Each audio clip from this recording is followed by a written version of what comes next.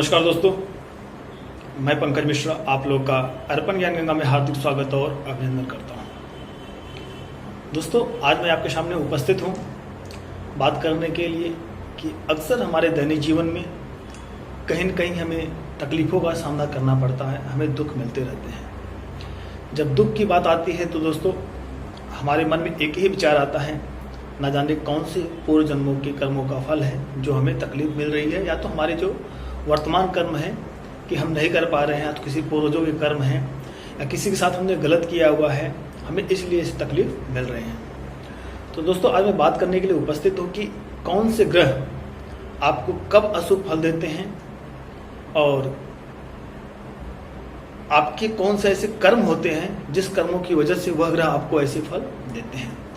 दोस्तों जैसा हम आपको विदित हैं, 9 ग्रह होते हैं कि ब्रह्मा मुरारी त्रिपुरांतकारी भानु शशि भूमि शुतो उदस्य गुरु शुक्र शनि राहु केतु सर्वे ग्रह शांति करा भवन्तु। इन ग्रहों का यह मंत्र हमेशा हर व्यक्ति को प्रातः काल उठते समय जरूर जप करना चाहिए, जरूर बोलना चाहिए।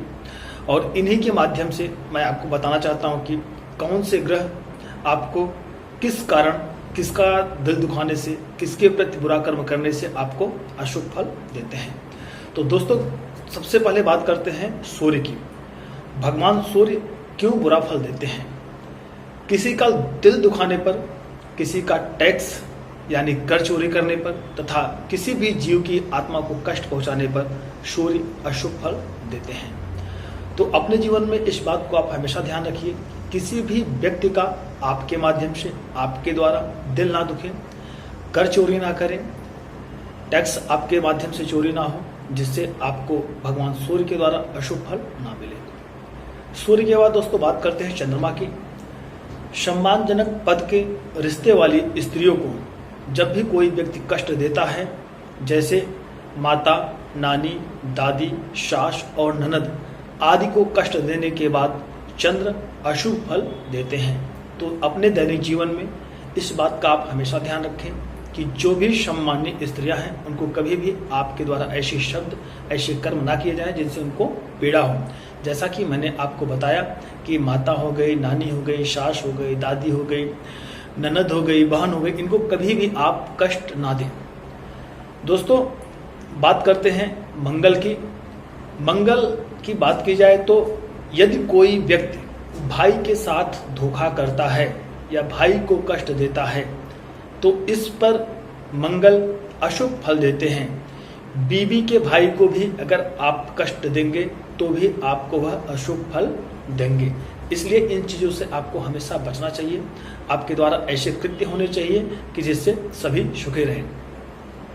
दोस्तों बुद्ध की बात करें तो बुद्ध देवता की बात की जाए तो बहन, शाली, बेटी और बुआ को कष्ट देने से एवं मौसी को कष्ट देने से बुद्ध खराब फल देते हैं। इसमें यह है दोस्तों कि अगर आप किन्नरों को भी कष्ट देते हैं तो भी बुद्ध आपको अशुभ फल देंगे। इसलिए इन बातों का आप विशेष ध्यान दीजिए कि आपकी कुंडली में बुद्ध कौन सी जगह में बैठे हुए हैं, 1 से लेकर 12 भावों में कहाँ पर बैठे हुए हैं।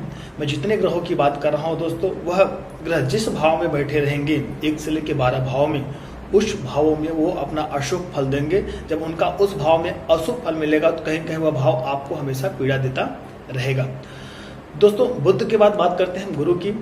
गुरु की नाम से ही अगर अनुभव किया जाए तो आप अपने नाना, दादा और पिता को कष्ट देने पर या फिर अपने गुरु को कष्ट देने पर यह ग्रह अशुभ फल देते हैं। भगवान गुरुदेव, उनको अगर आप अपने रिश्तों में, अपने परिवार में नाना, दादा और पिता को कष्ट देते हैं तो जरूर यह ग्रह आपको अशुभ फल देंगे।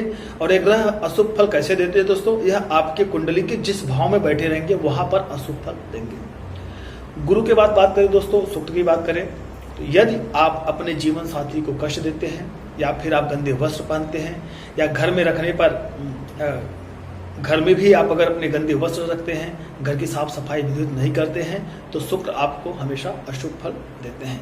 तो इसलिए इन चीज़ों को आप विशेष ध्यान रखिए कि आपका घर साफ सुथरा हो, आप अपने जीवन साथी को कष्ट ना दें, आपकी अर्धांगिनी है उनको तकलीफ ना दें और आप गंदे वस्त्र न पहने, जिससे आपका शुक्र आपको अच्छा फल दे और आपका जीवन कल्याण हो। कहा जाता है कलयुग में शुक्र ऐश्वर्य का प्रतीक है, तो इसलिए इन चीज़ों को आप विशेष ध्यान दीजिएगा। अब बात करते हैं दोस्तों शनि की। शनि की बात की जाए दोस्तों तो ताऊ चाचा को कष्ट देने पर या आप फिर किसी भी मेहनत करने वाले व्यक्ति मजदूर को कष्ट देने पर यह ग्रह सबसे ज़्यादा अशुभ फल देते हैं। अगर आप घर किराए पर उठाकर उसे वापस करने में झगड़ा करते हैं तो भी आपको फलस्वरूप कष्ट ही होगा। तो इसलिए इन चीज़ों का आप विशेष ध्यान रखिएगा, क्योंकि शनि कर्म फलदाता है। अगर आप ऐसा करेंगे तो कहीं न कहीं आपको यह जरूर पीड़ा देंगे और यह हर कर्मों का फल आपको जरूर देंगे। शनि के बाद दोस्तों बात करते हैं राहु की। राहु की बात की जाए तो दोस्तों सपेरे को, जो बीन बजाते हुए सपेरे होते हैं, सपेरे को कष्ट पहुंचाने पर, बड़े भाई को दुख देने पर या फिर ननिहाल का अपमान करने पर राहु हमेशा अशुभ फल देते हैं। इसलिए इन चीज़ों से आपको बचना चाहिए। अब बात करते हैं आखिरी नवम केतु की। केतु की बात की जाए दोस्तों, कभी भी आप झूठी गवाही न दें। झूठी गवाही आप अगर देंगे तो केतु आपको पूरा फल देंगे। मंदिर का ध्वज नष्ट करने पर, या तो आप कंजूसी करने पर, या तो कुत्ते को मारने या मरवाने पर तथा भतीजे या भांजे को दुख पहुंचाने पर केतु हमेशा अशुभ फल देते हैं। तो दोस्तों यदि आप अपने जीवन में इन चीज़ों को भली भांति पालन करते हैं कि आपके द्वारा ऐसा अपराध नहीं होता है, तो आपकी कुंडली के 1 से लेकर 12 भावों में जहाँ भी ग्रह बैठे होंगे वहाँ से आपको शुभाशुभ फल देंगे। तो आशा करता हूँ दोस्तों ये छोटी सी जानकारी आपको अच्छी लगी तो प्लीज़ चैनल को लाइक, सब्सक्राइब, कमेंट करना ना भूलें दोस्तों। नमस्कार।